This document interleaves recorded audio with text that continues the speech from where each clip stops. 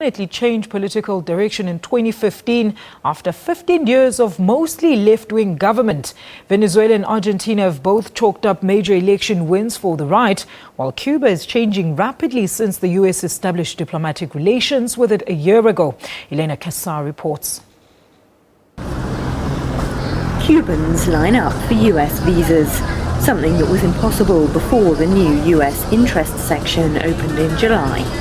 A year on from Barack Obama's surprise announcement that he plans to normalise relations, the U.S. trade embargo remains in place, but U.S. businesses are able to invest in travel and telecoms on the island, banks can transfer money, and Americans can travel there more easily.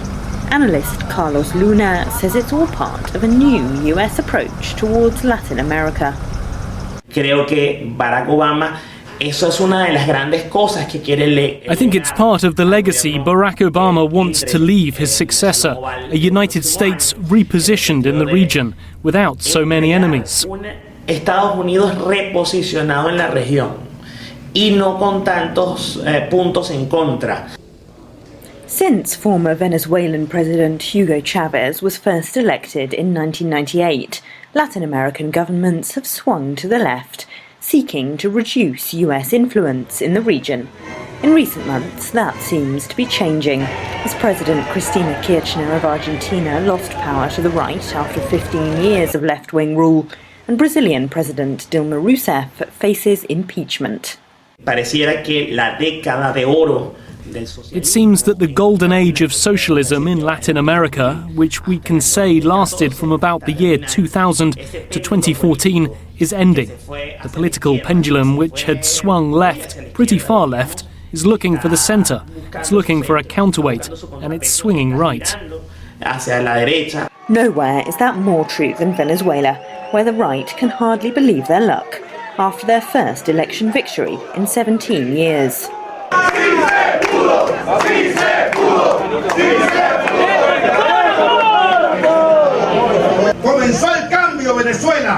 The change is coming, Venezuela. Today we have a reason to celebrate. The country called for change, and the change starts today. Citizens made themselves heard in peace and democratically overthrew a government that isn't democratic.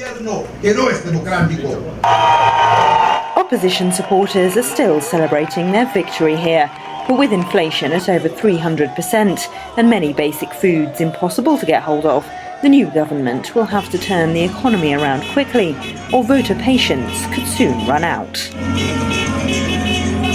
Maybe people were voting on Sunday not just for a new parliament, but for a referendum on Maduro's presidency.